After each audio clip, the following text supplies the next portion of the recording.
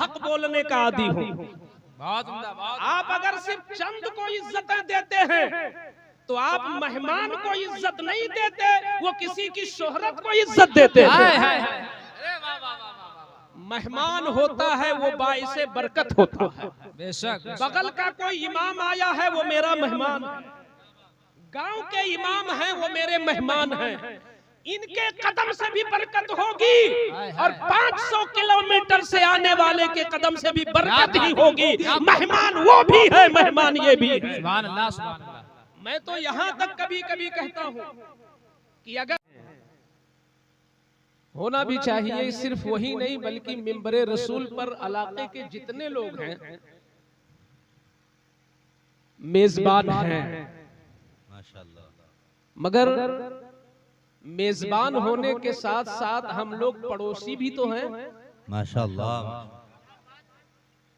और जितना हक पड़ोसी का होता है मुझे ऐसा लगता है कि हदीस और कुरान की रोशनी में दूर वाले का उतना हक अल्लाह ने नहीं रखा है जितना पड़ोसी। वाह वाह, माशाल्लाह माशाल्लाह माशाल्लाह माशाल्लाह। बुखारी शरीफ की हदीस है, आका फरमाते हैं ला यज़ालु जिब्राइल यूसीनी बिल जार हत्ता ज़ननतु अन्नहु सयुवर्रिसु, कि जिब्रील मेरे पास इतनी कसरत के साथ आए और इस कदर बार बार मेरे पास आए पड़ोसी का हक बताने, पड़ोसी का हक बताने, मुझे गुमान हुआ कहीं ऐसा न हो कि पड़ोसी का हक इस तरह फर्ज हो जाए कि वो मेरा वारिस कहीं न बन जाए। अल्लाह अल्लाह अल्लाह। आप इससे अंदाजा लगा सकते हैं कि करीब वालों का हक कितना होता है। जी तो ठीक है आप बाहर को सुने मगर करीब के हक को भी पहचाने। बेशक बेशक। हजरत कारी साहब क़िबला इनकी तवाज़ो थी, मगर मैं साथ में लगा दूं कि मैं भी अपने को मेजबानी समझता हूं, माशाल्लाह। इसलिए कि इस गांव में इतनी तकरीरें हुई हैं कि मुझे ऐसा लगता है कि ये मेरा वतन सानी हो गया है। क्या बात है, माशाल्लाह। और बहुत सारे लोग ये जान चुके हैं कि हम खाने में क्या पसंद करते हैं और तकरीर के बाद क्या पसंद करते हैं। क्या बिल्कुल वतन सानी जैसा माहौल हो गया है। जिस दारुल उलूम के आप प्रिंसिपल हैं, अब हमें इनकी इसलिए भी कद्र करनी है कि ये हमारे इलाके के बहुत ठोस और बहुत निडर और बहुत बेबाक और कोई भी स्टेज पर हो बहुत जमा कर बोलने वाले खतीब हैं। माशाल्लाह। ये आज नहीं, जब मेरी नई नई फरागत हुई थी, शायद याद ना हो, जरवल रोड पर वो 12 का दिन गुजार कर 13वीं शब में वहां जलसा बड़ा होता था। तो मैंने पहली बार वहां पे सुना था तो मैं सोच रहा था कोई बहुत मंझे मझाए आलिमे दीन खतीब है, माशाल्लाह। तो मेरा अपना तसव्वुर था, माशाल्लाह। जबकि वो हजरत की बिल्कुल ताजा तरीन फरागत थी। अरे वाह।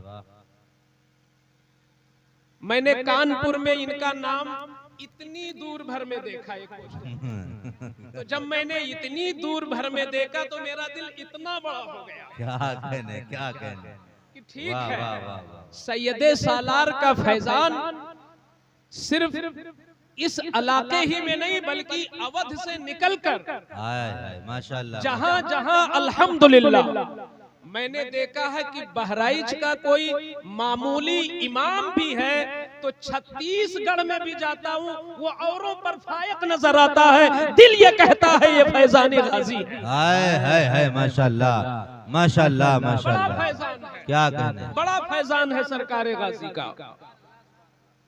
आज की ये तकरीब, ये जो कौसर भाई सरगोशी कर रहे हैं बार बार और कुछ अपनी बातें पेश कर रहे हैं,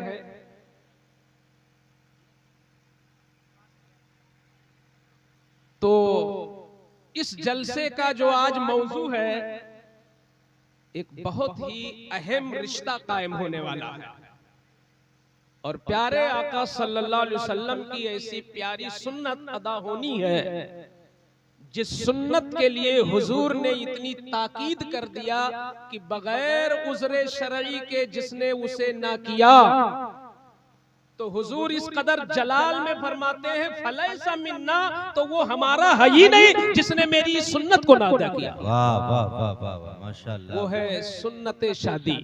माशाअल्लाह। ये बड़ा अहम रिश्ता है। मुझे लगता है कि जमीन पर सबसे पहला रिश्ता भी यही हुआ है। क्या कहने, माशाअल्लाह।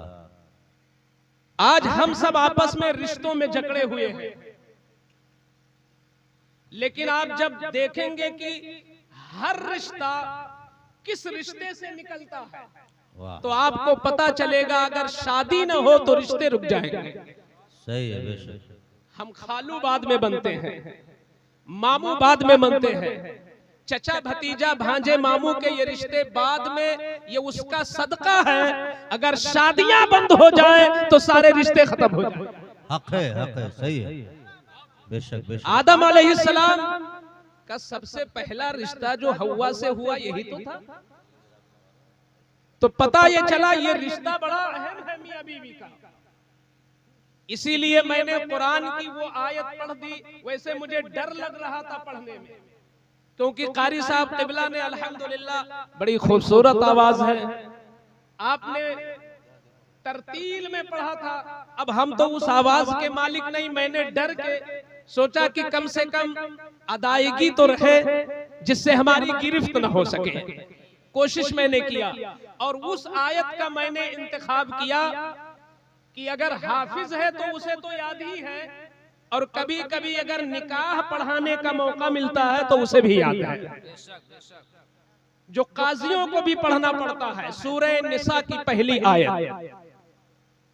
इस आयत के अंदर मैंने एक लफ्ज को चुना है अपनी तकरीर के लिए, वो है रिश्ता। अल्लाह फरमाता है या अय्युहन्नासुत्तकू रब्बकुमुल्लज़ी खलक़कुम मिन नफ्सिन वाहिदा। ऐ लोगो, डरो अपने उस रब से जिसने तुम्हें एक जान यानी हजरत आदम से बनाया, जिसने तुम्हें एक जान से पैदा किया। व खलक़ मिन्हा ज़ौजहा, और उसी एक जान से अल्लाह ने उसका जोड़ा भी तैयार कर दिया यानी हव्वा को। आदम की बाईं पिस्तली से अल्लाह ने हव्वा को पैदा कर दिया। फिर क्या हुआ आगे? अब देखे आगे जो सिलसिला बढ़ रहा है। व खलक़ मिनहुमा रिजालन कसीरा व निसाआ। अल्लाह ने उन्हीं दोनों जोड़ों से, आदम और हव्वा के फैजान से, हिंदुस्तान से अमेरिका तक मुल्क के तूलो अर्ज में जितनी भी इंसानियत और मर्दो जन के जितने भी अफराद नजर आते हैं, वो किसी भी मजहब से ताल्लुक रखते हो, वो किसी भी मुल्क से ताल्लुक रखते हो, वो किसी भी तहजीब से ताल्लुक रखते हो, आपको जहां जहां कोई इंसानी शक्ल में नजर आए, आप जान लो कि ये फैजान आदम और हव्वा का है। अल्लाह ने उन्हीं दो जोड़ों से पूरी दुनिया तैयार कर दी है। तो अब आगे अल्लाह फरमाता है वत्तकुल्लाहल्लज़ी तसाअलून बिही, लिहाजा डरो उस अल्लाह से, डरो उस अल्लाह से जिसके नाम से तुम सवालात करते हो कि खुदा के वास्ते माफ कर दो। जब तुम फंसते हो अल्लाह के वास्ते दे दो, अल्लाह के वास्ते मेरी बात मान लो। ये जिस नाम का तुम वास्ता देते हो आपस में नाजुक वक्त में, अल्लाह फरमाता है उसी मौला से डरो। और किससे डरो? वल अरहाम, और रिश्तों से डरो, रिश्तों से डरो। तो रिश्तों से डरने का क्या मफहूम है? रिश्तों से डरने का जो मतलब मैंने समझा, रिश्तों की कदर करो और रिश्तों का हक अदा करो। रिश्तों से डरने का यही मतलब निकलेगा कि रिश्तों का हक अदा करो। इस वक्त भी हमारा आपका कोई रिश्ता है कि नहीं? मैं सुनाने वाला हूं, आप सुनने वाले। आपका मुझ पर भी कुछ हक है और मेरा आप पर भी कुछ हक है। ये रिश्ता मेरा कायम हो गया। आप सुनने आए हैं, आपने बुलाया है हमें, आप मेरे मेजबान हो, आप मेरे मुकद्दस मेजबान हो, मैं आपका हकीर सा मेहमान हूँ, लेकिन हूँ मेहमान, मेहमान हूँ। दुनिया में किसी फर्द में मजाल नहीं कि वो किसी मेहमान को खिला सके। मेहमान आता है तो अपनी रोजी लेके आता है। वाह वाह वाह, बहुत अच्छे, बहुत अच्छे। और चंद मेहमानों को इज्जत देने वाले कान खोल के सुन ले, मैं बहुत हक बोलने का आदी हूँ। बहुत उम्दा, बहुत। आप अगर सिर्फ चंद को इज्जत देते हैं तो आप मेहमान को इज्जत नहीं देते, वो किसी की शोहरत को इज्जत देते हैं। हाय हाय हाय, अरे वाह वाह वाह वाह। मेहमान होता है वो बाइसे बरकत होता है। बेशक। बगल का कोई इमाम आया है वो मेरा मेहमान है, गांव के इमाम हैं वो मेरे मेहमान हैं, इनके कदम से भी बरकत होगी और 500 किलोमीटर से आने वाले के कदम से भी बरकत ही होगी। मेहमान वो भी है, मेहमान ये भी है। सुभान अल्लाह, सुभान अल्लाह। मैं तो यहाँ तक कभी कभी कहता हूँ कि अगर हम किसी ऐसे आले रसूल के लिए, जिस आले रसूल की आलमी शोहरत हो, मुल्क गिर शोहरत हो, और हम उससे मिलने के लिए अपने आप को कदमों में डाल दे, लाइन लगाए, भीड़ लगाए, इज़्दिहाम लगे, मगर एक दूसरा आले रसूल हो जिससे हम बढ़कर सलाम के भी रवादार न हो, तो इससे पता ये चलता है तुम्हारा अमल गवाही देता है तुम आले रसूल की कदर नहीं, तुम तो शोहरत की कदर कर रहे हो। तुम शोहरत की कदर। बहुत अच्छे। वो नारे तकबीर, नारे रिसालत, मसलके आला हजरत, खलीफे हुजूर गुलजार मिल्लत, खलीफे हुजूर ताहिर मिल्लत, नारे तकबीर, नारे रिसालत। बहुत अच्छा। मेरे कहने का मतलब किसी को निशाना बनाना नहीं है, मेरे कहने का मतलब है कि आप कहीं भूल में न रहे, पकड़ कहीं डायरेक्ट अल्लाह के यहाँ न हो। आज रहे उनकी पनाह, यहीं से जाग जाओ। वाह वाह वाह। ये उलमा तुम्हें जगाने आते हैं और तुम्हें हक दिखाने आते हैं। जब कभी भी आप, अगर कभी आप बैठे हुए 4 मेहमानों में एक को कहीं बार बार आपने कहा हजरत और लीजिए, ये उन 3 की बहुत बड़ी हक तलफी है कि आपने किसी को तकरार के साथ कहा और दूसरे को आपने एक बार भी नहीं कहा। क्या बात है। कद्र करो, क्या अच्छा। इंसानियत की इज्जत करो, किसी की शोहरत की इज्जत नहीं की जाती। बेशक।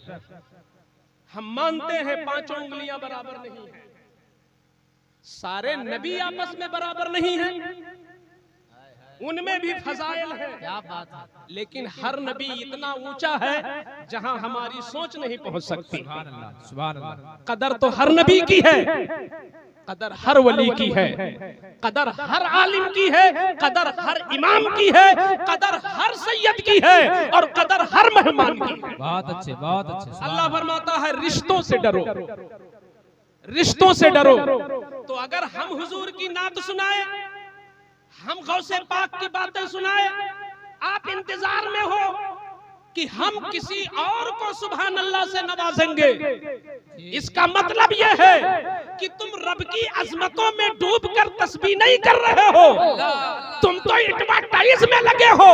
मजा मबादा अल्लाह का नाम एडवर्टाइज के लिए इस्तेमाल ना हो। जब बातें दिल पर छू जाए, चाहे कारी असलम बोले, चाहे शेर मोहम्मद बोले, चाहे कारी जुल्फिकार बोले, जब किसी का जुमला तुम्हारे दिल के आर पार हो जाए तो ज़बान पर तस्बीह होना चाहिए, सुभान अल्लाह का नाम। वाह वाह वाह, सुभान अल्लाह, सुभान अल्लाह। बहुत अच्छे, बहुत अच्छे। मुझे उस वक्त बड़ी कुढ़न होती है, मुझे उस वक्त कुढ़न होती है कि जब हमारे शहर का नातखा जी बहुत अच्छा पढ़ रहा हो, लोग यूं ही बैठे हैं, अल्लाह। और जब कोई 1000 या 500 किलोमीटर जिसने 35,000 इनसे ले लिया है, और आने के बाद अभी उसने पहला शेर नहीं पढ़ा, सिर्फ उसने ये कह दिया, इतना कह दिया और सुभान अल्लाह शुरू हो गया। सुभान अल्लाह कौन सा? बहुत अच्छे हजरत, क्या बात है। वाह वाह वाह। आँख खोल लो, आँख खोल लो, खुदा की इज्जत है ना आपको, मुस्तफा की इज्जत है ना आपके सामने, शरीयत की इज्जत में होनी चाहिए।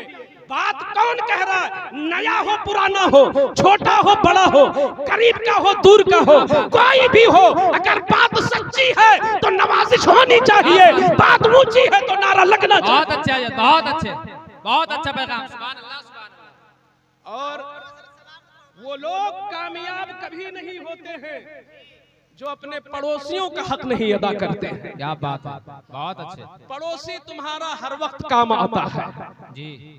हम 150 किलोमीटर से आए हैं, आज आए हैं, अभी 1 घंटे के बाद हम नहीं रुकेंगे। आप रोकना भी चाहोगे तो हम इतनी मजबूरी बता देंगे कि आप भेजने चले जाओ। क्या बात है, हम 1 घंटे के बाद नहीं रुकने वाले, मगर आपका बच्चा 2:30 बजे रात में चिल्लाने लगे और आपको एहसास हो कि शायद कोई असर है, तो अब ना आप बरेली फोन करोगे, ना मसौली फोन करोगे, ना लखनऊ फोन करोगे, ना मुरादाबाद फोन करोगे, यही रिसिया बाजार और यही बरेवा खान के इमाम तुम्हें उस वक्त याद आएंगे जब तुम्हारी मजबूरी फंसे। वाह वाह वाह वाह, बहुत अच्छा हजरत, बहुत अच्छा। अल्लाह फरमाता है रिश्तों से डरो। बहुत ये अच्छे। तुम्हारा रिश्ता है इनके साथ। पड़ोसी का बहुत जबरदस्त हक होता है, बहुत बड़ा हक होता है पड़ोसी का। हुजूर फरमाते मुझे गालिब गुमान हुआ कहीं फर्ज ना हो जाए, मेरा वारिस भी कहीं वरासत ना पाए। अल्लाह अल्लाह, अल्लाह अकबर। आज पड़ोसियों को नजरअंदाज किया जाता है।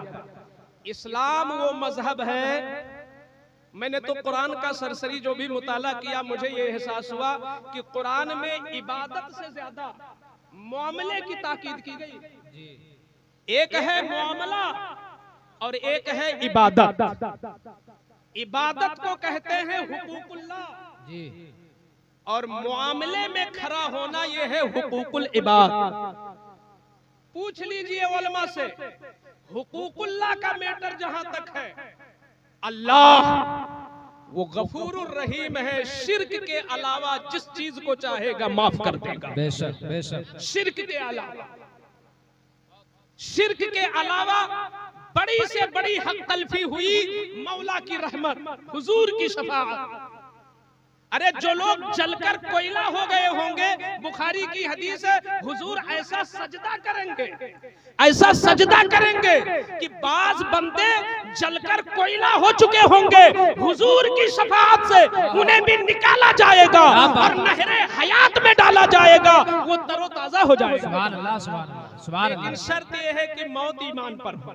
अल्लाह शिर्क को नहीं माफ करेगा और गलतियां माफ हो जाएंगी, लेकिन जहां तक मामले का हक है, अगर कहीं आपने किसी अमल से मेरा दिल तोड़ दिया, अल्लाह, इसमें दिल तोड़ने के लिए शर्त नहीं कि किसी मशहूर आदमी का दिल तोड़ दिया। यूट्यूब में एक वीडियो ना हो और हजारों वीडियो पड़ी हो, दोनों का हक बराबर है आप पर जी, दोनों का हक बराबर है।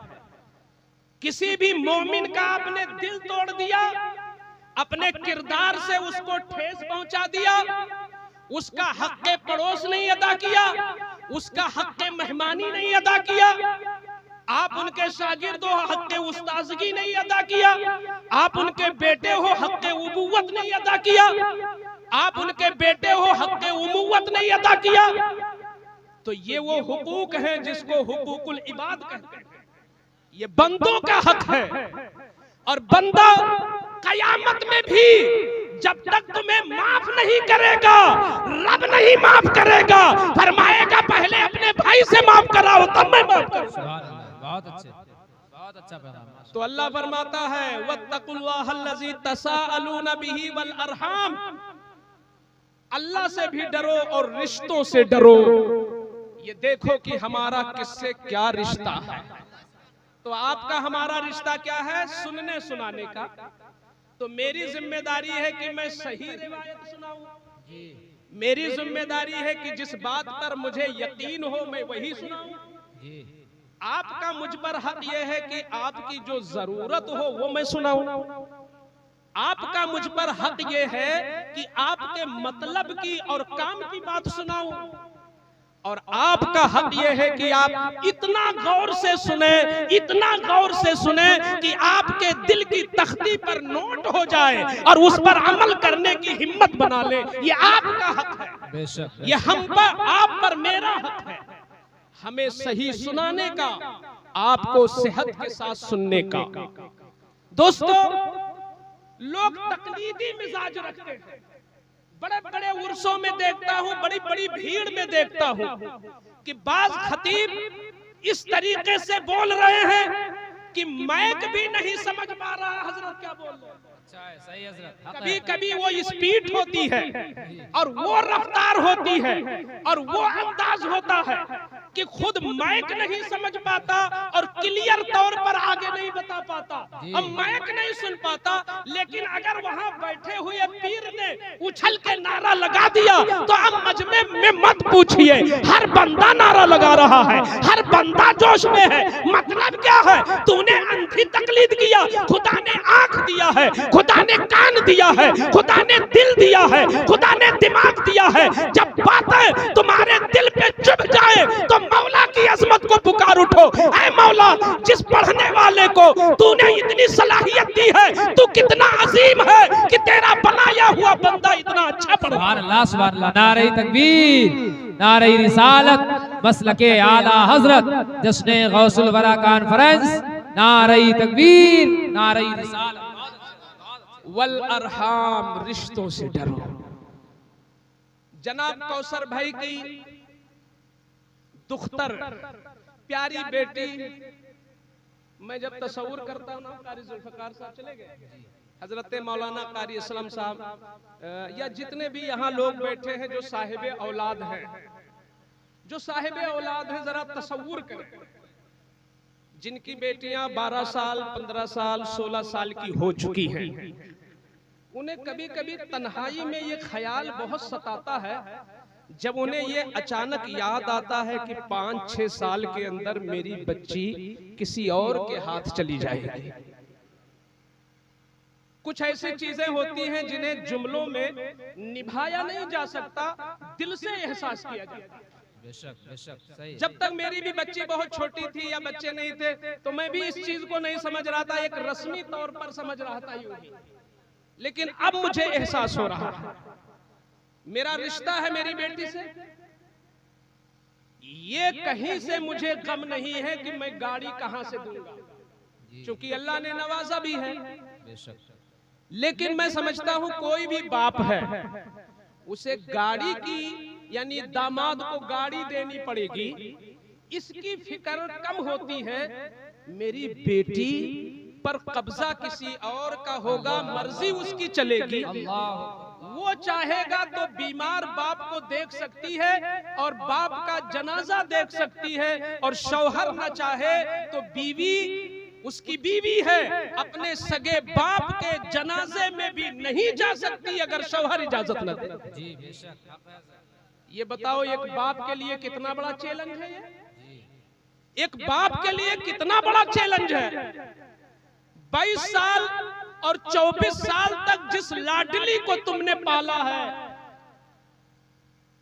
जब उस लाडली को किसी के हवाले करोगे और ये नजरिया होगा कि अब उसकी मर्जी चलनी है, चाहे तो बंबई ले जाके रखे 10 साल बाद आए, और चाहे तो सऊदी अरब का निवासी बन जाए, आए ही ना, अब इख्तियार शौहर को है।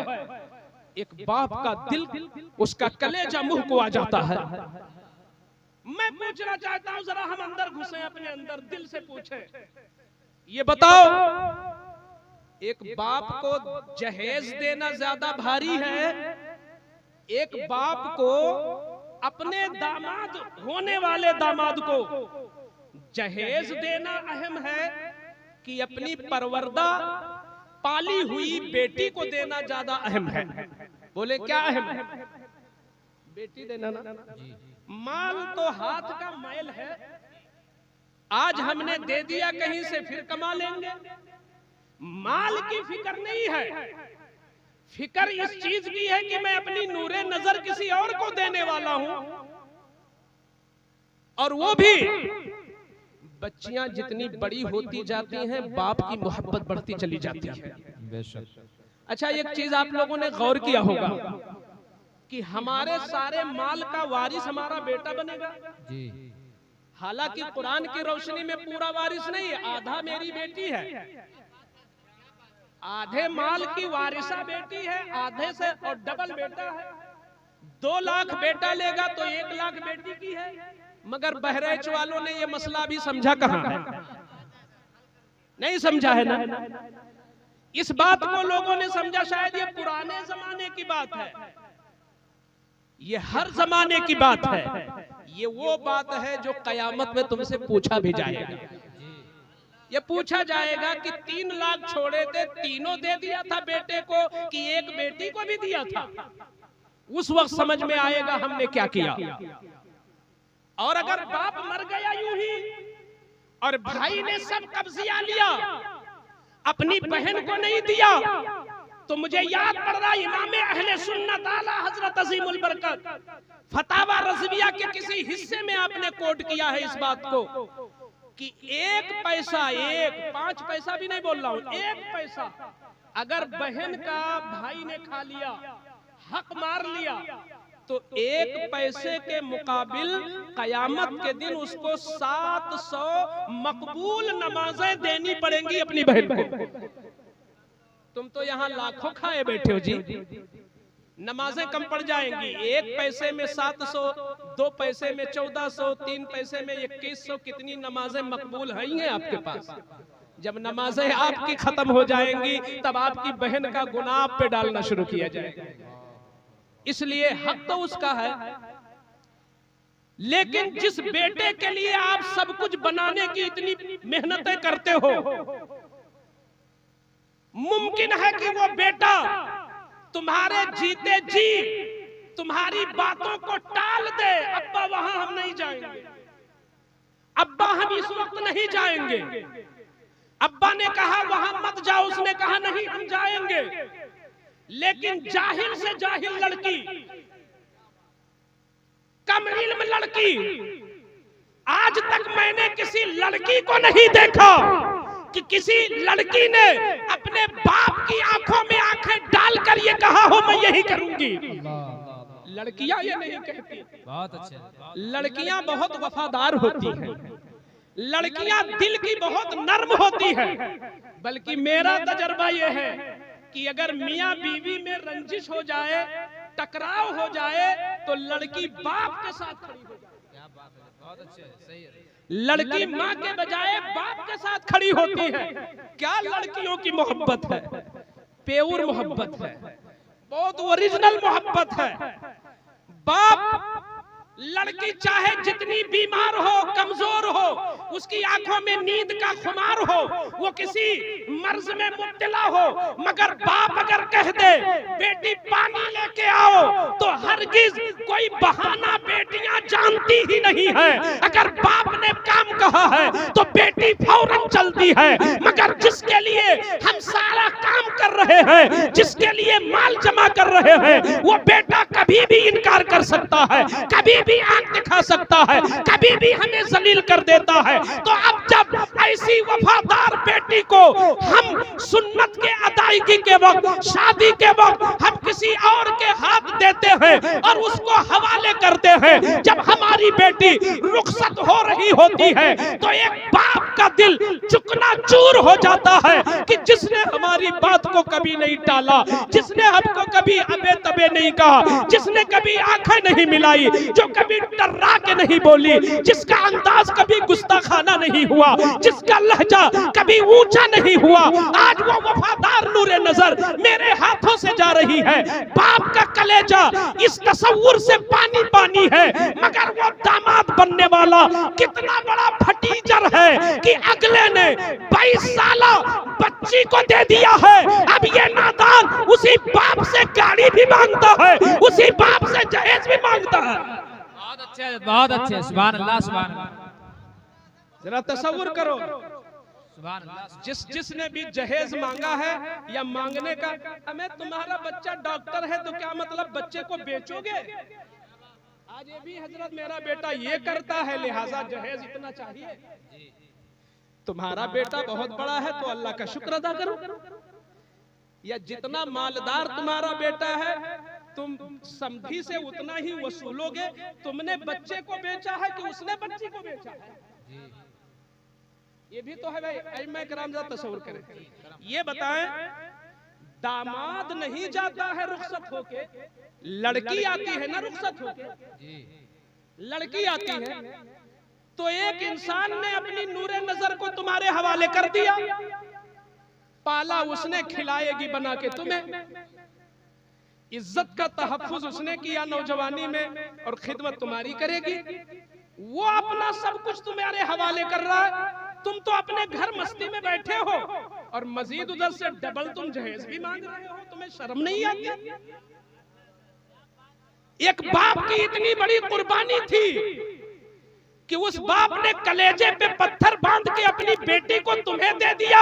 इसका शुक्र ये था कि ऐ बनने वाले दामाद, ऐ बनने वाले दामाद, अगर तू आलिम भी है तो आज तेरे 3 बाप हो गए। एक बाप जिसने तुझे पैदा किया, दूसरा बाप जिसने पढ़ाया, और तीसरा बाप वो है जिसने अपनी बेटी को तुझे दे दिया। सुभान अल्लाह, सुभान अल्लाह, बहुत अच्छा पैगाम। ससुर तो बाप होता है, क्या बात, वो बाप का दर्जा रखता है। और तुम हो कि दाएं बाएं से, तुम हो कि दाएं बाएं से जहेज के चक्कर में हो। रिश्तों से डरो। वो जो रिश्ता तुम्हारा कायम हो रहा है जिस समधी से, वो तुम्हारा बाप बन रहा है और उसने इतनी बड़ी कुर्बानी दे दी कि 20 साला, 25 साला, 24 साला, 22 साला पाली हुई लख्ते जिगर को तुम्हारे हवाले कर दिया एक जुमले में। और फिर जरा देखो क्या इस्लाम का निजाम है। इस बनने वाले दामाद को तो सजदे शुक्र में पड़ा रहना चाहिए जी, सजदे शुक्र में पड़ा रहना चाहिए कि वो जो लड़की आ गई, एक रोटी इसकी नहीं खाई है आज तक। वो 20 साल तक पाला है माँ बाप ने, और आज पहले दिन जैसे इसने कहा कबिल, तो मैंने तुझे कबूल कर लिया, तो शरीयत कहती है, हुजूर से पूछा गया कि जब शौहर ने कबूल कर लिया कि कबिल, तो अब इस लड़की पर सबसे ज्यादा हक किसका है? तो हुजूर फरमाते हैं अल्लाह रसूल के बाद शौहर ही का हक है। बात है भाई, वाह वाह वाह, सुभान अल्लाह। जिस बाप ने इतनी मेहनत की उसका हक पीछे हो गया, जिस माँ ने 9 महीना पेट में पाला उसका हक पीछे हो गया, जिस माँ ने दूध पिलाया माँ हक पीछे हो गया, जिस माँ ने उसकी इज्जत के लिए परेशानियां झेली। एक जवान बेटी के लिए जो माएँ होती हैं वो हर वक्त सदमे में होती हैं, कहीं कोई आरोप न लगा दे, कहीं कोई बेटी पे उंगली न उठा दे, कहीं कोई बेटी की इज्जत न उड़ा दे। माओं से जरा पूछो जिनके यहाँ जवान बेटियां बैठी हैं, उनकी माएँ सदमों से 2-4 रहती हैं। जिस दिन बेटी की शादी होती है और शौहर के हवाले होती है, तब जाके माँ का सदमा खत्म होता है, तब जाके बाप का सदमा होता है। अरे तू कितना खुश नसीब है कि तू आज मुफ्त में सिर्फ एक जुमले में तुझे एक नई माँ भी मिल गई, एक नया बाप भी मिल गया और एक खादिमा भी मिल गई। तू सजदा करे शुक्र का और अपने समधी का हाथ चूम कि उसने अपनी लख्ते जिगर तुझे दे दिया। तू कितना भिखमंगा है, लड़की भी लेता है, गाड़ी भी। अल्लाह अल्लाह, नारे तकबीर, नारे रिसालत, मसलके आला हजरत, जश्ने गौसुल वरा कॉन्फ्रेंस, नारे तकबीर, नारे रिसालत। बहुत अच्छा, ये बड़ा अहम रिश्ता है, रिश्तों से डरो, बड़ा मुबारक रिश्ता है। हुजूर से पूछा गया अल्लाह के रसूल, बीवी पर पूछा गया शौहर पर जिसकी शादी आज हो गई, कारी असलम साहब ने जिसे इजाब व कबूल करा दिया, अब ये शौहर बन गया। शौहर बनने के बाद अब इसके ऊपर दुनिया में किसका हक ज्यादा है? तो हुजूर फरमाते हैं अब भी उसकी माँ ही का हक ज्यादा। आका ने फरमाया उम्म का, तुम शादीशुदा हो गए, एक अजनबिया बच्ची के तुम मालिको मुख्तार बन गए, उस पर तुम्हारा कब्जा हो गया, वो तुम्हारी खादिमा हो गई, वो तुम्हारी मर्जी किताबें हो गई, वो तुम्हारे इशारे अबरू पे नाचने वाली हो गई, सब कुछ तुम्हारे दुख दर्द की साथी हो गई, सब कुछ हो गई। मगर हुजूर फरमाते हैं रिश्ता इतना अहम होता है माँ का कि अब भी इस बीवी से ज्यादा हक इसकी माँ का है, बेशक इसकी माँ का है। तो भाई शौहर के हाथ में भाई डबल लड्डू है, उसकी माँ का जो हक था वो अब भी सलामत है, और मुफ्त में उसे 3 हस्तियां मिल गई, एक जिंदगी की साथी मिल गई, एक बाप के रुतबे का उसे खुसर मिल गया, और एक माँ की तरह मोहब्बत करने वाली उसे सास मिल गई। मजीद तुझे क्या चाहिए बोल। कोई मुझसे जरा कहलवा दे कि जहेज के लिए जरा मुफ्ती साहब कह दो तो मैं उसे समझा दूं। महेश तू कितना भीख मंगा है, और क्या चाहिए? जा उसका मकान खोद के ले आ, उसकी दुकान में आग लगा दे, क्या तुझे चाहिए? तूने कुछ तो खर्च नहीं किया, सिर्फ कहा मैंने कबूल किया, और इतना सारा तुझे मिल रहा है। तुझे तो मस्जिद का दरवाजा पूछना चाहिए कि मुझे शुक्र अदा करना है, और तुम आने वाली लड़की को फिर ताना देते हो, लेके क्या आई हो? अरे तुम क्या उसके गरीब बाप से तुम इसलिए मोहताज पैदा हुए थे? उसके गरीब बाप से तुम्हारी रोजी चलेगी? सुनो फरमाने मुस्तफा, कान खोल के सुनो फरमाने मुस्तफा।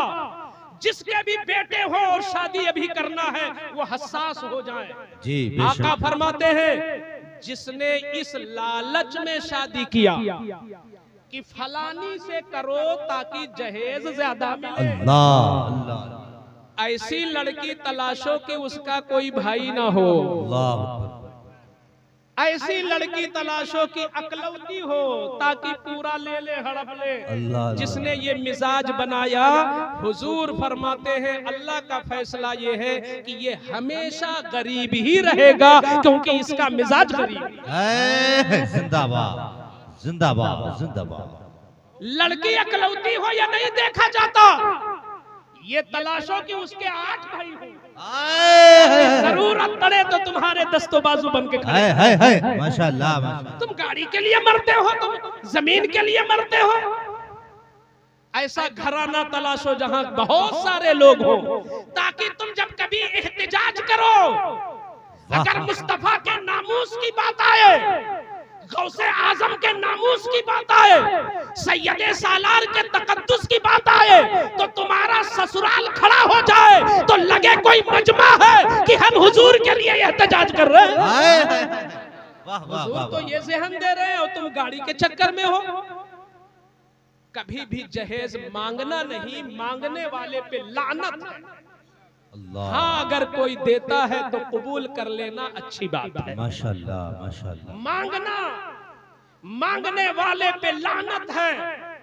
बेटी में ये कभी ना देखो, बेटी में तुम्हें क्या देखना है, बेटी में क्या देखना। हुजूर ने 4 चीजें बताई थी, लेकिन ताकीद किया था चौथी चीज की। जी जी जी। फरमाया हुस्न देखो, और मालदारी देखो, जी, नसब देखो, जी जी, लेकिन सबसे ज्यादा तकवा देखो। आए हैं, वाह वाह वाह। हम इस पे अमल नहीं करेंगे तो क्या यहूदी अमल करेगा? अल्लाह अल्लाह। ये हुजूर के बताए हुए नुस्खे पे अमल कौन करेगा? तरीके मुस्तफा को छोड़ना है वजह बर्बादी। हक है जिंदाबाद। तुमने हुजूर के तरीके को छोड़ दिया। हुजूर ने बड़ा प्यारा नुस्खा दिया था कि शादी में लड़की में देखना क्या चाहिए। अगर कौसर भाई की लड़की का इंतखाब किसी ने किया है तो उसको ये देखना चाहिए था कि इनकी लड़की नमाजी है कि नहीं। वाह वाह वाह। और सबसे फर्स्ट नंबर पे जो पहला जीना है, अल्लामा बैज़ावी बहुत बड़े मुफस्सिर हैं, और तफसीर बैज़ावी तफसीर की सबसे मोतबर और इंतहाई जामे किताब है। उसमें कहते हैं अल्लामा बैज़ावी कि ईमान का और तक़वे का जो पहला जीना है वो है अकीदे की सेहत। अकीदा सही हो। सबसे पहले लड़की में क्या देखना है? अकीदा सही हो। अल्लाह अल्लाह। और दूसरे नंबर पे देखना है आमाल सही हो। हाय हाय हाय। अकीदा दुरुस्त हो, आमाल सही हो।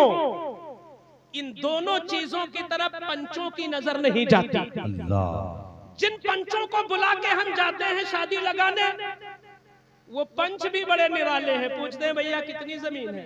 जी जी। नहीं, बंबई में है। क्या अपना होटल है कि नौकरी करते हैं? तुम ये चीजें पूछते हो, तुम्हें शर्म नहीं आती? तुम गए हो रिश्ता लगाने।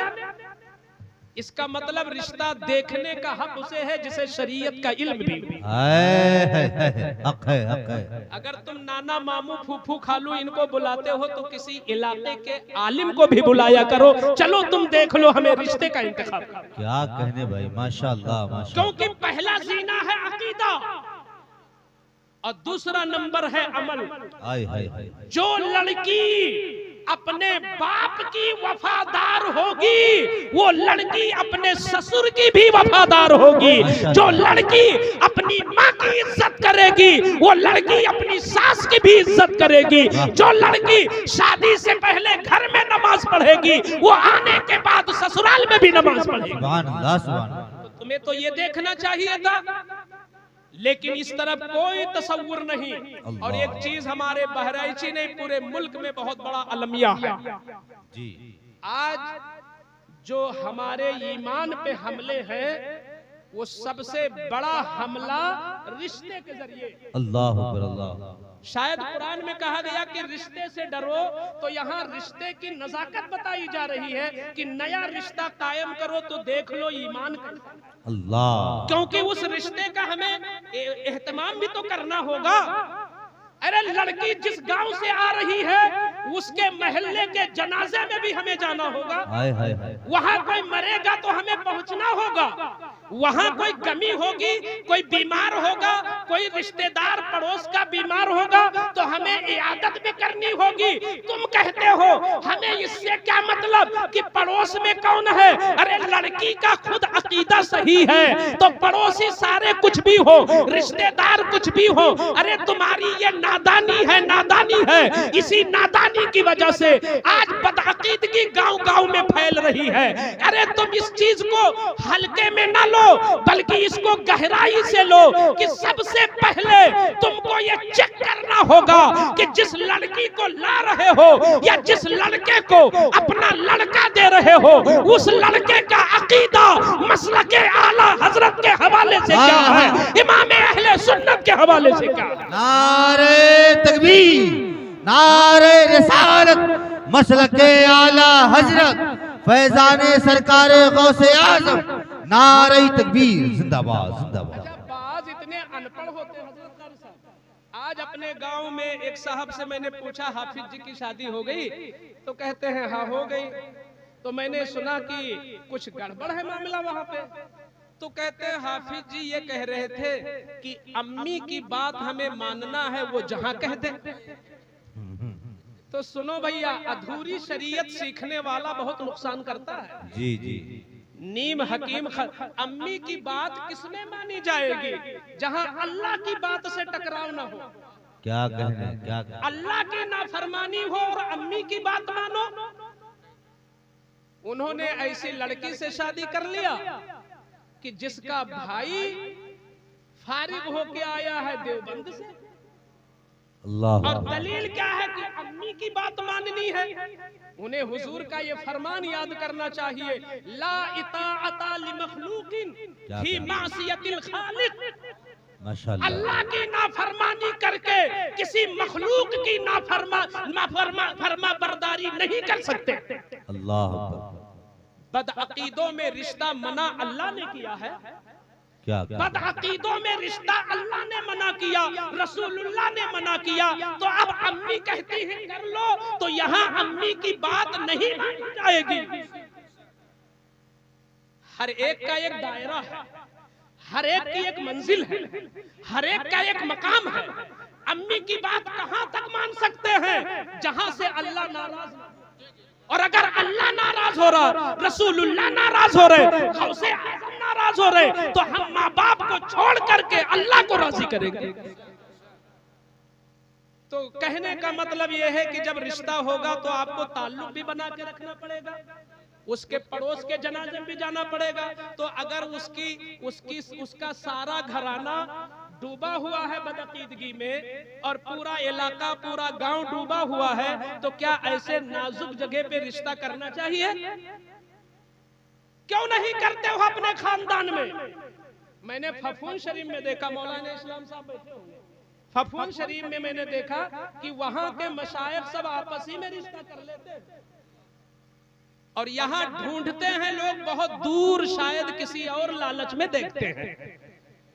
अकीदा फर्स्ट नंबर पे देखो, ऐ परेवा खान और अगल बगल से आए हुए सुन्नियों, आज के इस जलसे से जो रिश्ते के मौजू पर जलसा है, मैं ऐलान करता हूँ, तुम किसी लड़के की शादी या किसी लड़की की शादी उस वक्त तक फाइनल न करो जब तक आला हजरत के हवाले से उसकी पॉलिसी न मालूम हो जाए और जब तक मसलक के आला हजरत के हवाले से उसका नजरिया न मालूम हो जाए। ये कैसे होगा? किसी आलिम को जरूर लेके जाओ।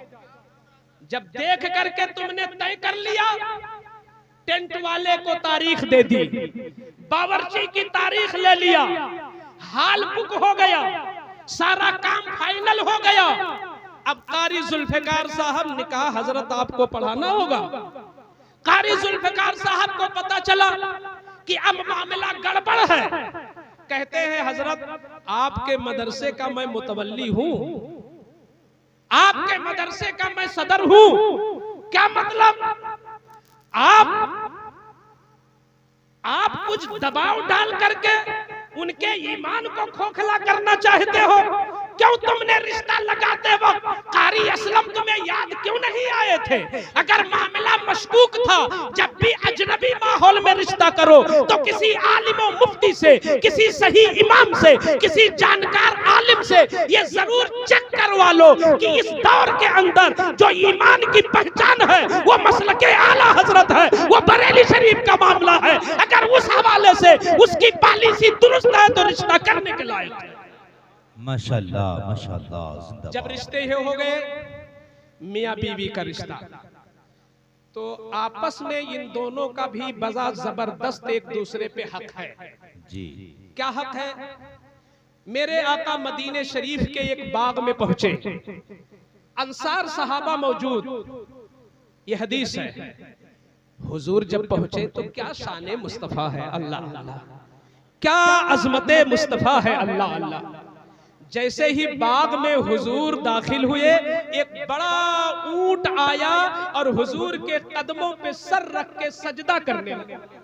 वाह वाह, ये है हुजूर की इज्जत, ये है हुजूर की इज्जत। अरे फर्श वाले तेरी शौकत का वाह वाह, ये है हुजूर की इज्जत। जंगल के दरख्त भी समझते हैं मुस्तफा है।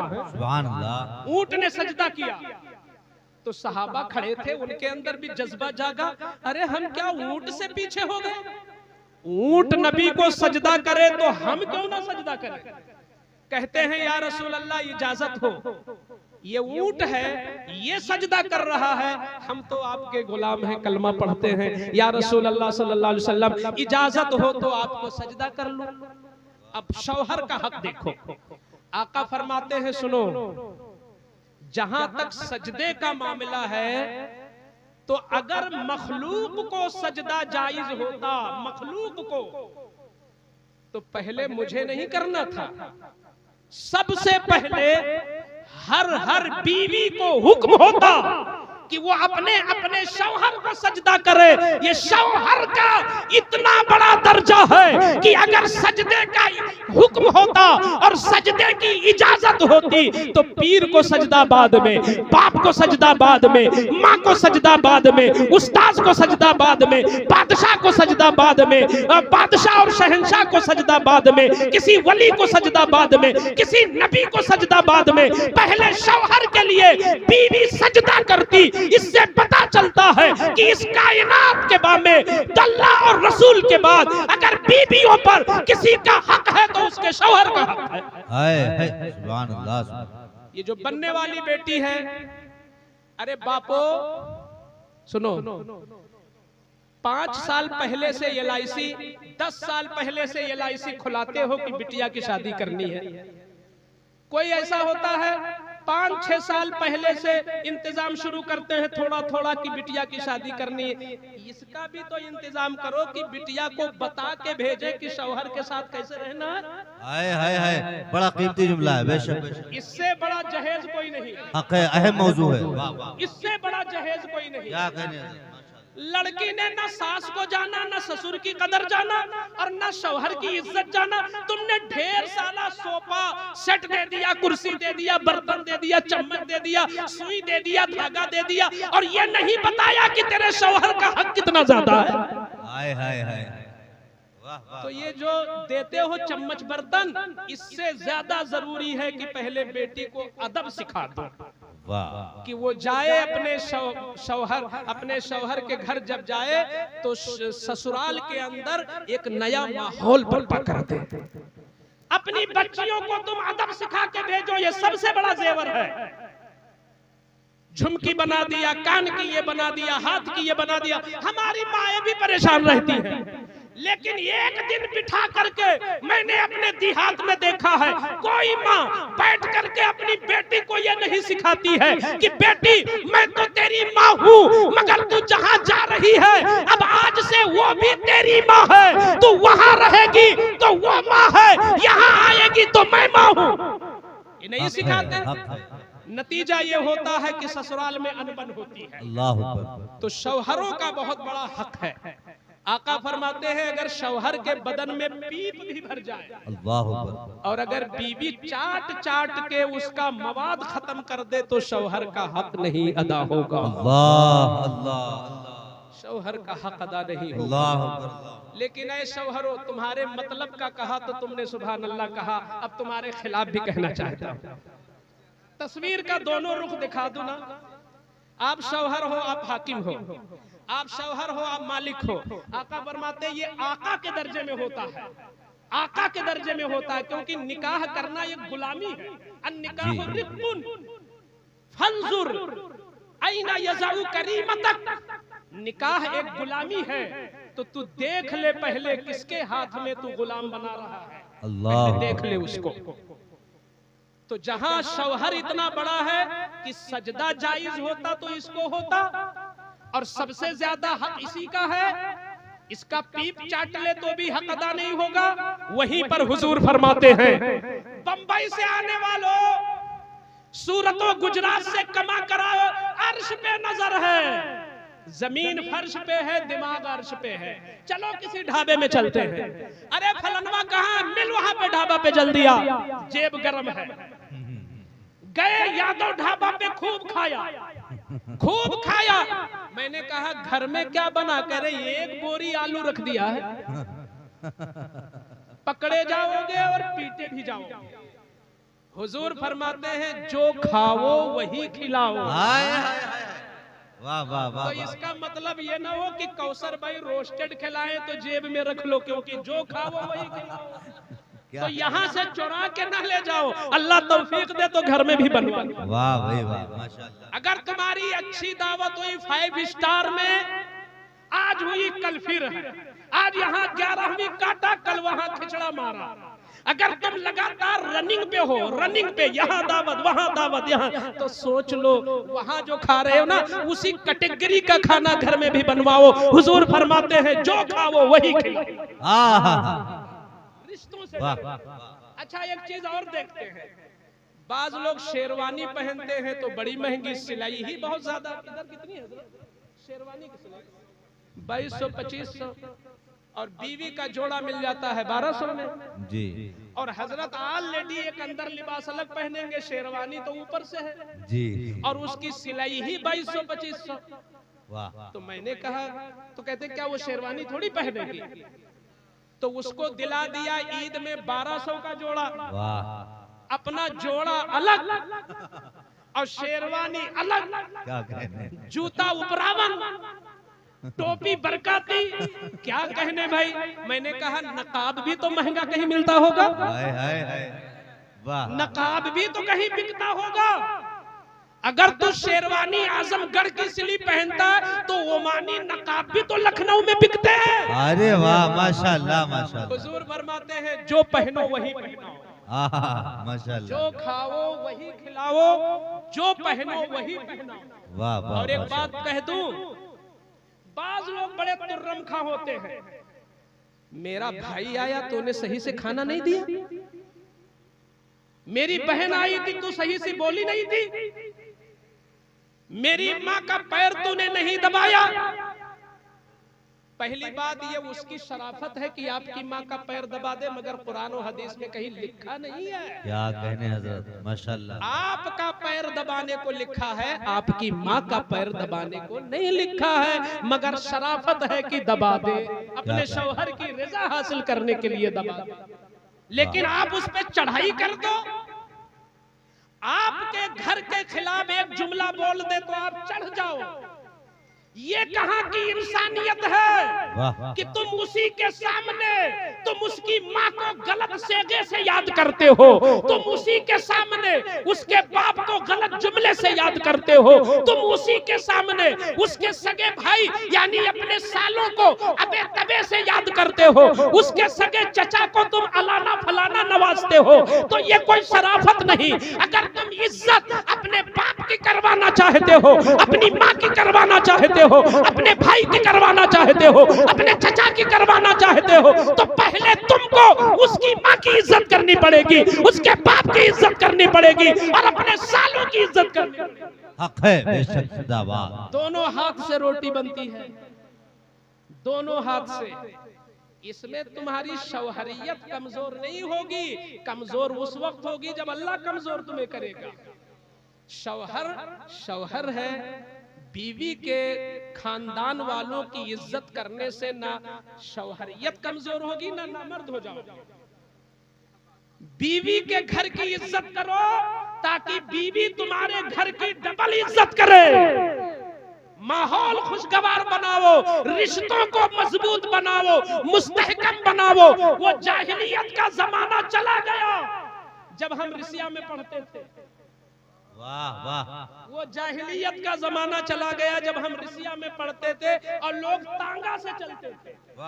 हम भी यक्का से जाते थे रिसिया मोड़, मगर इतने लाशऊर थे हम कि पैसा सब खर्च कर देते।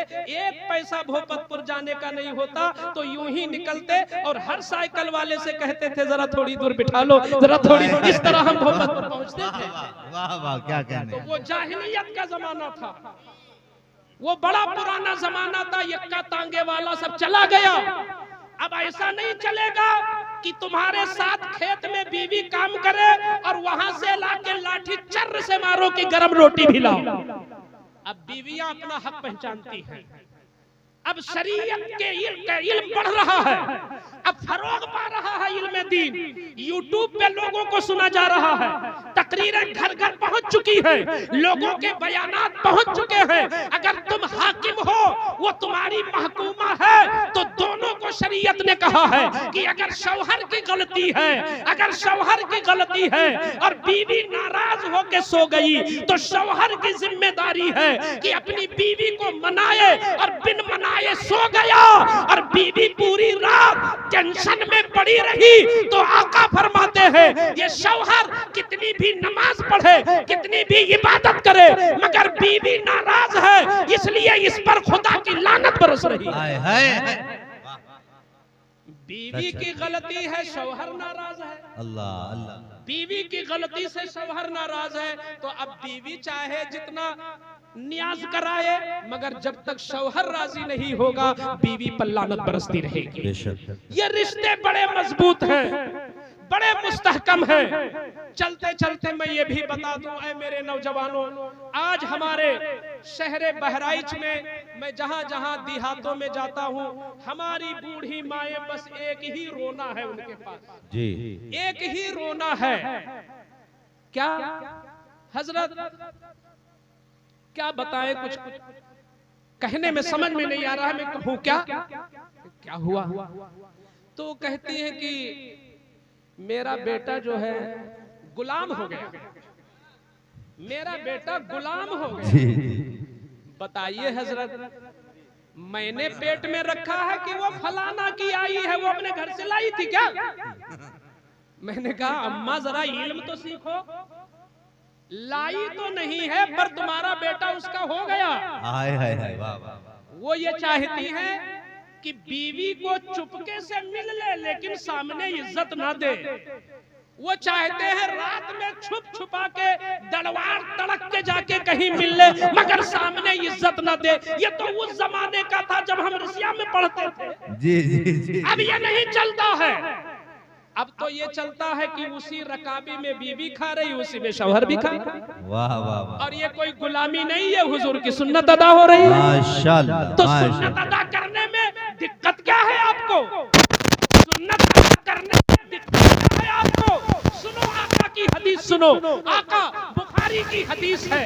आका इरशाद फरमाते हैं मोमिन का हर अमल सदका है। अगर किसी को मोहब्बत से देख लिया सदका है, अगर किसी से मुस्कुरा के मिल लिया सदका है, अगर किसी की तकरीर में हौसला अफजाई कर दिया सदका है, अगर किसी को नात पढ़ने में इनाम दे दिया सदका है, अगर किसी को रास्ता बता दिया सदका है, अगर रास्ते से कंकड़ हटा दिया सदका है। आका फरमाते हैं हत्ता तजअला फी हत्ता मा तजअला फी इमरातिका, यहाँ तक कि वो लुकमा भी सदका है जो मोहब्बत से तू अपनी बीवी के मुंह में डाल। जिंदाबाद जिंदाबाद, वाह वाह वाह वाह, सुभान अल्लाह। तो इल्म को आप करो। मैंने कहा माँ इज्जत आपकी है, मोहब्बत बीवी से भी है, मोहब्बत बीवी से। मगर कुछ नादान उल्टा कर जाते हैं, इसलिए मैं चाह रहा हूँ आखिरी हदीस जरूर सुना दूं। माँ का रिश्ता कितना मजबूत, परेवा के गयूर मुसलमानों, माँ का रिश्ता कितना मजबूत, ये हुजूर की सुन्नत बताएगी, ये हुजूर का तरीका बताएगा, ये हुजूर का उस्वा बताएगा। आओ जरा, गज़वा-ए हुनैन से रसूलुल्लाह की वापसी है, सहाबा बैठे हैं, मकाम का नाम जिर्राना है। सहाबी रसूल हदीस रिवायत करते हैं, हदीस के अल्फाज ये हैं राइतु नबिया सल्लल्लाहु अलैहि वसल्लम युक़स्सिमु लहमा बिल जिर्राना हत्ता दनत इम्राअतुन इलन नबी सल्लल्लाहु अलैहि वसल्लम व फअक़बल नबिय्यु सल्लल्लाहु अलैहि वसल्लम व बसत लहा रिदा फजलसत अलैहि क़ालू मन हिया क़ाल हिया उम्मिल्लती अर्दअतनी। कहो सुभान अल्लाह, सुभान अल्लाह। बिन समझे कह दो सुभान अल्लाह, जरा मोहब्बत से कह दो सुभान अल्लाह। आका का फरमान, जरा आका का अमल देखो। आपको पता है ना कि हलीमा ने दूध पिलाया था जी। हाँ, वही चीज यहाँ है। सहाबा कहते हैं कि हम लोग जब हुनैन से वापस आ रहे थे, जिर्राना एक मकाम है मक्का से करीब, मदीना से करीब, वहां पर हुजूर बैठ गए। सहाबा मंगता बनकर बैठ गए। और क्यों न हो, जो जितना बड़ा भिखारी होता है हुजूर का, वो दुनिया में उतना बड़ा बादशाह बनता है। हुजूर क्या भिखारी। सहाबा ने हाथ फैलाया, हुजूर चाहिए। आका दस्ते करम लंबा वाला हाथ, अबू बकर तुम लो, उमर तुम लो, उस्मान तुम लो, हैदर तुम लो, अबू हुरैरा तुम लो, साद बिन वक्कास तुम लो। हुजूर दे रहे, सहाबा ले रहे।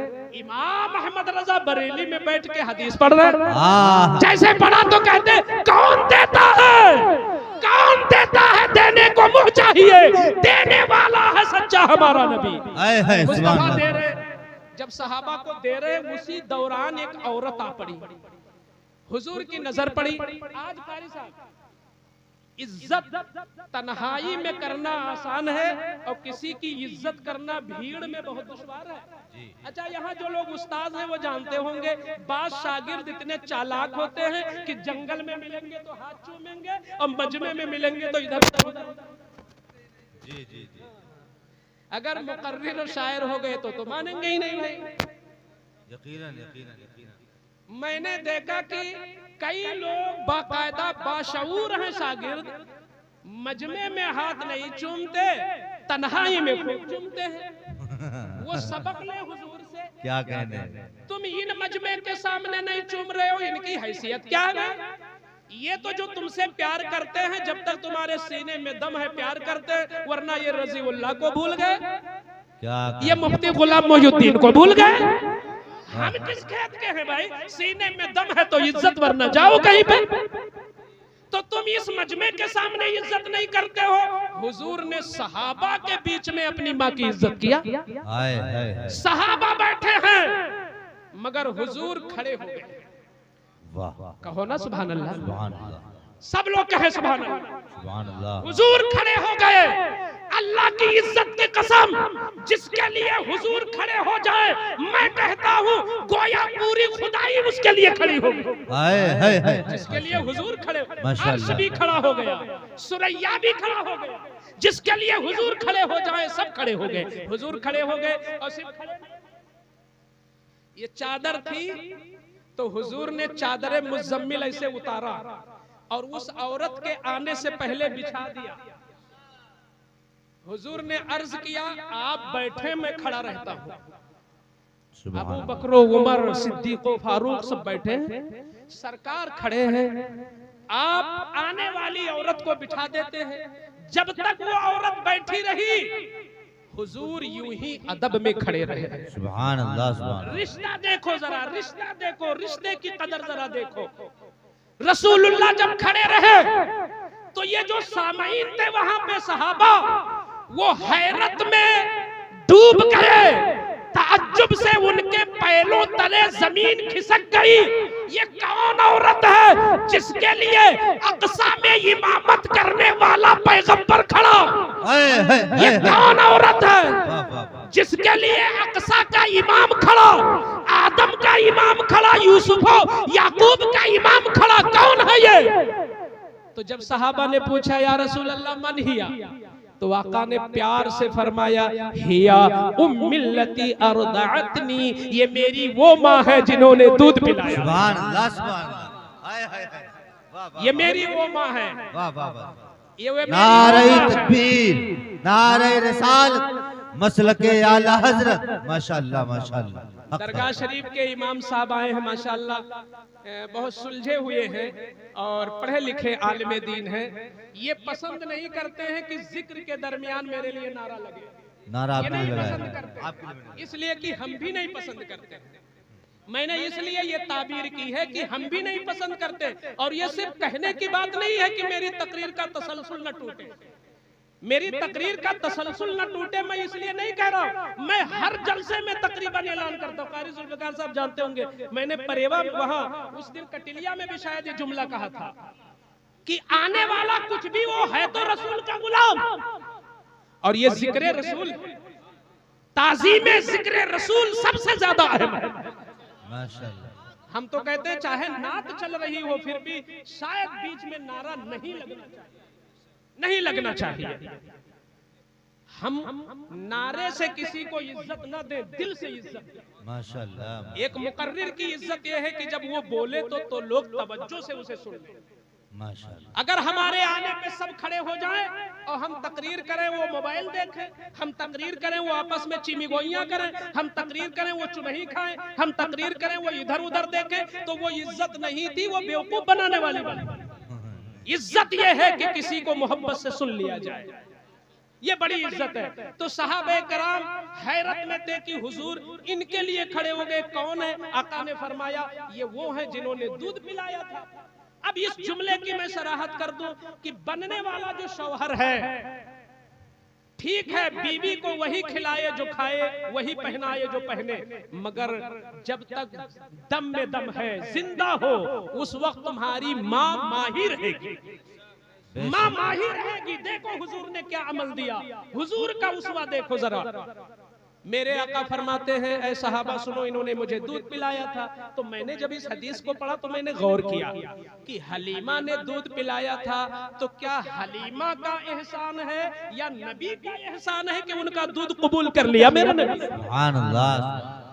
शायद हर आशिक यही कहेगा ये एहसाने मुस्तफा, हाय हाय हाय, ये एहसाने मुस्तफा है कि लबे एजाज जिस पिस्तान से मस हो गए, वाह वाह वाह, वो हलीमा आज भी जिंदा। माशाअल्लाह। मैं कहता हूँ कि और जो दाइयाँ थी उस जमाने की, हजारों की तादाद में वो दाइयाँ थी जिन्होंने बड़े बड़े बादशाहों के बच्चों को दूध पिलाया होगा, ना बादशाह बचे, ना उनके बच्चों का जिक्र बचा, ना दाइयों का नाम बचा, ना तारीख ने उनको अपने दामन में जगह दिया, ना उनके कब्र का निशान बचा, ना हिस्ट्री में उनका नाम बचा। मगर वाह रे मुस्तफा का एहसान कि मुस्तफा ऐसे जिंदा है कि जिस औरत का पिस्तान मेरे मुस्तफा ने कबूल कर लिया, वो हलीमा आज भी मिंबर पे जिंदा है, मस्जिदों में जिंदा है, तारीख में जिंदा है, नात में जिंदा है, मनकबत में जिंदा है, महफिलों में जिंदा है। माशाअल्लाह, जिंदाबाद तो जिंदाबाद। ये है माँ का रिश्ता।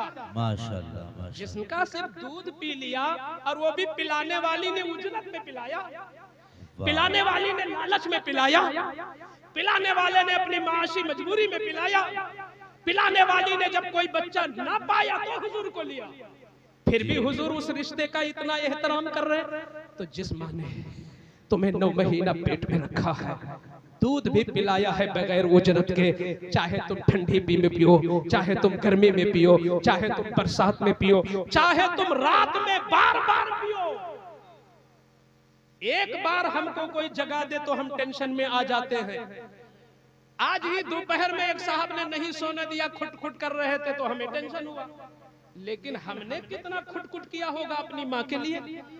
मगर जितना खुटखुटाया होगा माँ उतना खुश हुई होगी कि मेरा बेटा डेवलप कर रहा है और दूध पी करके जवान होना चाहता है। सुभान अल्लाह। तो माँ का दिल इतना बड़ा होता है, कितनी भी खूबसूरत बीवी मिल जाए, कितना बड़ा जहेज मिल जाए, कितना सखी ससुराल मिल जाए, कितने अच्छे साले मिल जाए, कितना अच्छा माहौल मिल जाए, मगर अपनी बूढ़ी माँ की कदर जब तक तुम्हारे जान में जान है कभी खोने न देना। बीवी से ज्यादा इज्जत तुम्हारी माँ की। माशाअल्लाह। रिश्तों का एहतराम करो। परवरदिगारे आलम हमें आपसी रिश्तों का एहतराम करने की तौफीक अता फरमाए।